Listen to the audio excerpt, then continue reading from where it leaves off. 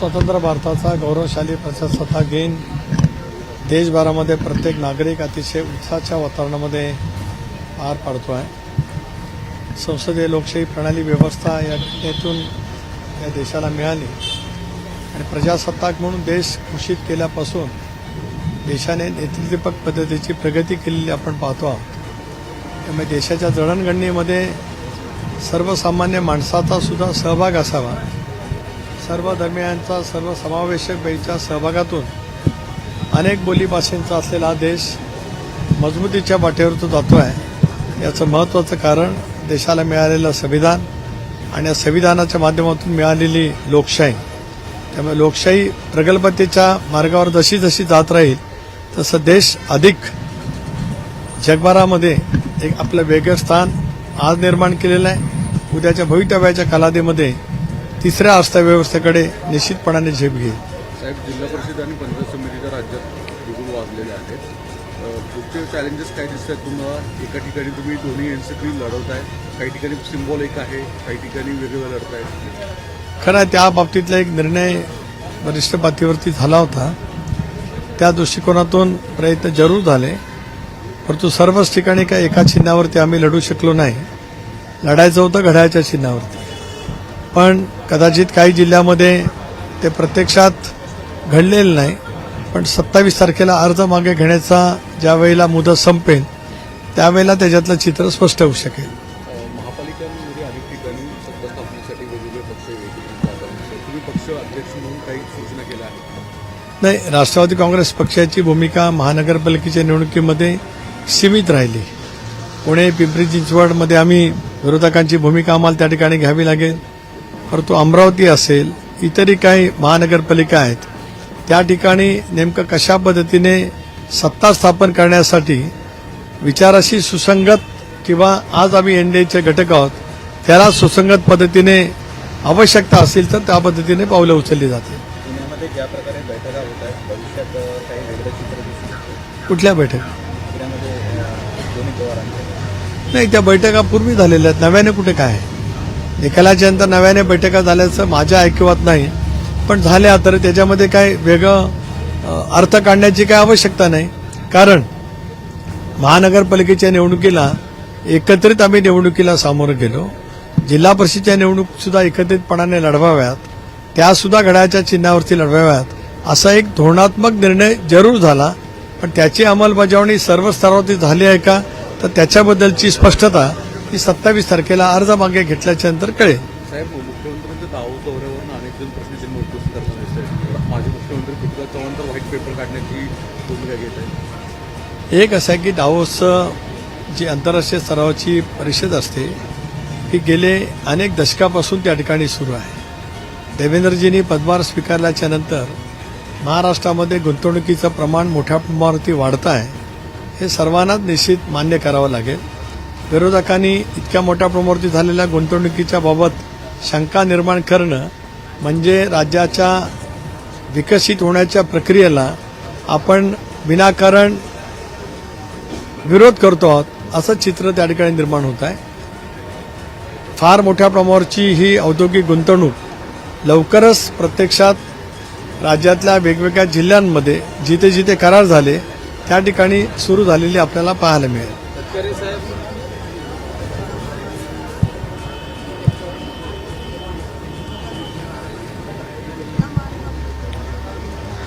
काय त्याच्यामध्ये वावगं वाटतं मला स्वतःला काय वाटत नाही। ज्यांना वाटत होतं ते आपली प्रतिक्रिया देत होते। शेवटी प्रजासत्ताक दिनाचं जिल्ह्याच्या मुख्यालयाच्या ठिकाणी ध्वजारोहण करणं राष्ट्रभक्त नागरिक म्हणून आम्हा सर्वांचं कर्तव्य आहे आणि त्या कर्तव्याच्या भावनेतून सरकारच्या निर्णयाचा आदरच आहे। मुख्यमंत्री महोदय डावोसला गेले, त्यामुळे या विषयाची चर्चा करण्याचा काय प्रश्न येतच नाही। मी एक जबाबदार पक्षाचा पदाधिकारी आहे, त्यामुळे निर्णय एकदा घेतल्यावर त्याच्यावरती प्रतिक्रिया करणं किंवा आपलं मत वेगळं असं सांगणं हे चुकीचं ठरू शकतं आहे। तो पांडा यापूर्वी दुर्दैवाने कुणीतरी पाळला, पण मी एका सरळ मार्गाने काम करणारा राष्ट्रवादी काँग्रेस पक्षाचा अध्यक्ष असल्यामुळे एकदा निर्णय प्रमुखांनी घेतला तर त्याचं अंमलबजावणी करणं, त्याचं स्वागत करणं आपल्या प्रत्येकाचं कर्तव्य आहे।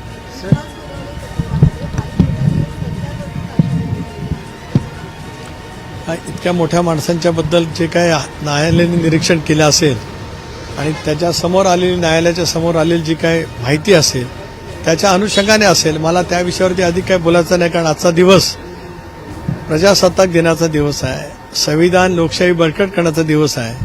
त्यामुळे कोणाच्याबद्दल काहीतरी बोलत मला माझं स्वतःचं एक अडस्थान आपण निर्माण केले त्याला जराही विचलित व्हायचं नाही. तटकरे साहेब, महिलांचा जो कबड्डी संघ आहे हा तेलंगणासाठी रवाना झालेला आहे. मात्र विशेष बाब हीच आहे की ज्या खेळाडूला शिवछत्रपती पुरस्कार मिळतो त्या पूजा यादवलाच यंदा संघातनं बाहेर करण्यात आलेलं आहे किंवा तिला वगळण्यात आलेलं आहे. जाणीवपूर्वक राजकारण त्या ठिकाणी झाल्याचा तिचा आरोप आहे. एक तर मी पण AKFIचा राष्ट्रीय उपाध्यक्ष आहे, राज्यामध्ये सुद्धा संघटनेमध्ये मी काम करतो. त्यामुळे संघ निवडत असताना माझा किंवा नामदार अजितदादांचा कधी संबंध नसतो. पण आता काही मंडळी त्या बाबतीमध्ये जर काही चुकीचं करत असतील तर त्या संदर्भामध्येच राज्याच्या कबड्डी असोसिएशनचे अध्यक्ष म्हणून अजितदादांनी अधिक लक्ष घालण्याची आवश्यकता आहे.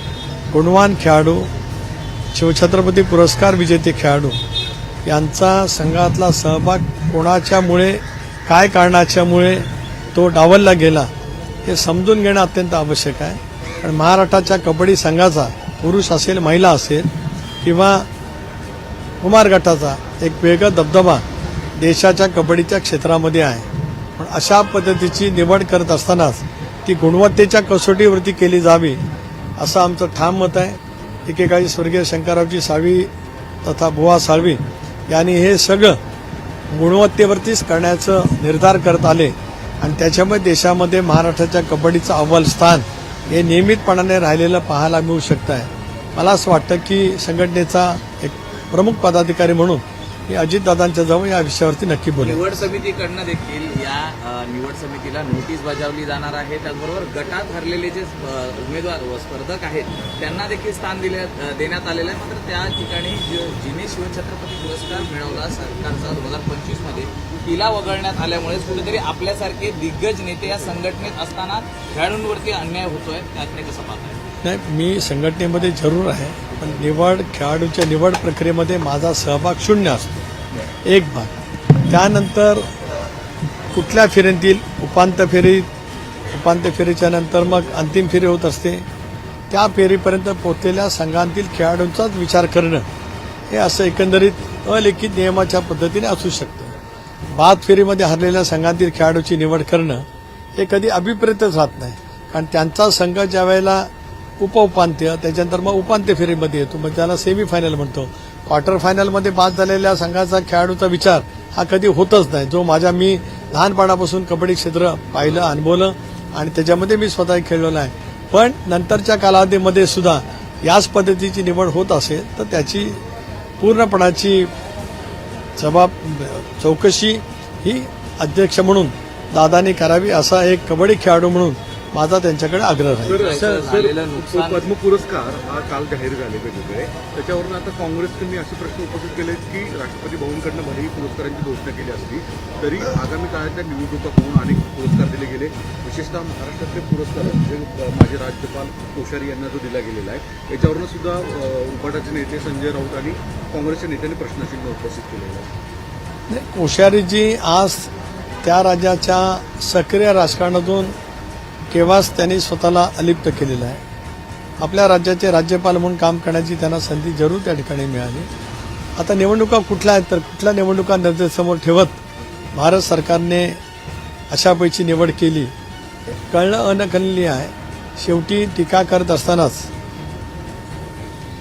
या संदर्भातले असलेले निकष, या संदर्भातलं आत्तापर्यंत केलेली निवड या सगळ्याचा साकल्याने विचार करण्याची आवश्यकता आहे. संजय राऊत शेवटी एक ज्येष्ठ नेते आहेत, साहित्यिक उत्तम आहेत, पण एका पक्षाचे कडवट विचाराचे ते कार्यकर्ते आहेत. त्यामुळे त्या पक्षाच्या विचारसरणीला अनुसरून टीका टिप्पणी त्यांना करावी लागत असते. ते कुठलं ना कुठलं तरी इकडून तिकडून काढतात आणि ते आपल्या नेहमीप्रमाणे सकाळच्या वार्तालापाला ते त्यांच्या भावना व्यक्त करत असतात.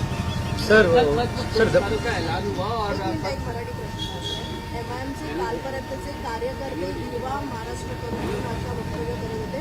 आता स्वतः एमआयएमचे जे प्रमुख नेते आहेत जलील यांनी आता वक्तव्य वक्तव्य केलेलं आहे की संपूर्ण महाराष्ट्रातील निर्वाह करणार असल्याची घोषणा करतायत. कसं पाहताय आपण? दुर्दैव आहे असंच मी म्हणेन.